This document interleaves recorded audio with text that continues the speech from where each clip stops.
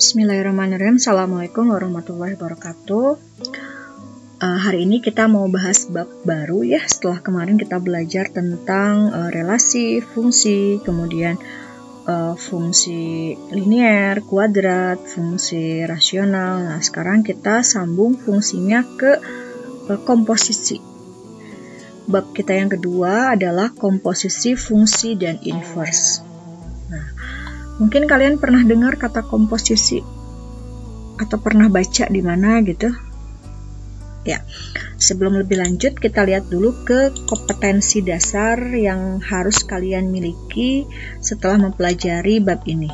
Yang pertama, kalian setelah belajar ini diharapkan mampu menjelaskan operasi komposisi pada fungsi dan operasi inverse pada fungsi inverse serta sifat-sifatnya untuk menentukan eksistensinya.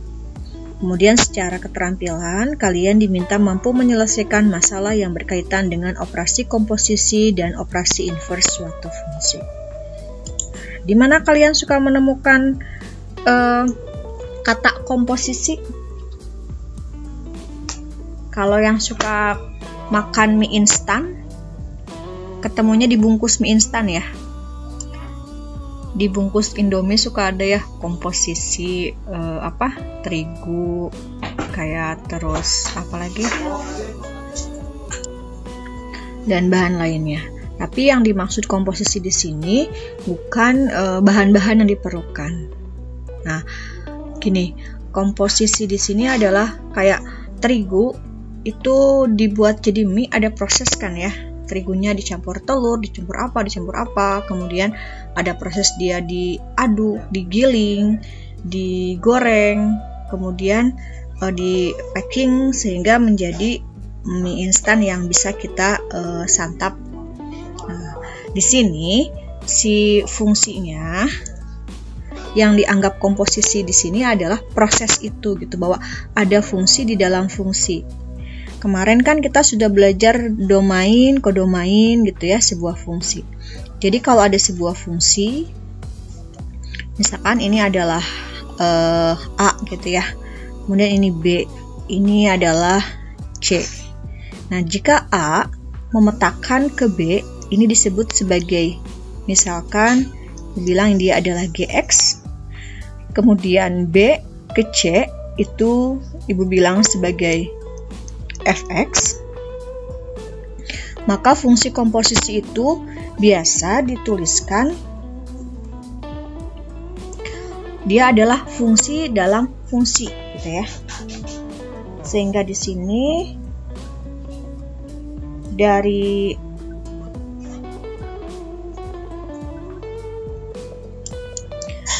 A ke C kalau dilangsungkan ini ditulisnya adalah FOG. Ada yang mengatakannya FOG, ada yang bilangnya F bundaran G, sama saja. Nah, ini yang dikatakan sebagai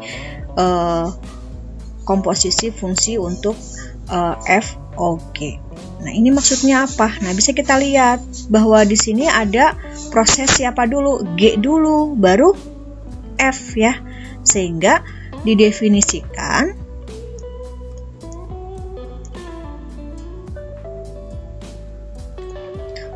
bahwa FOG itu adalah, atau FOGX ya, itu adalah F dalam kurung GX. Jadi kalau ada FOG berarti fungsinya siapa dulu? Bukan F dulu ya, dalamnya dulu. Yang diproses adalah si G dulu, baru nanti setelah G-nya diproses lagi dengan F. Jadi kalau punya GOF, maka fungsinya adalah G dalam kurung fx. Jadi bisa FOG, bisa GOF, bisa FOF, bisa GOG, atau misalkan fungsinya ada 3 G komposisi F.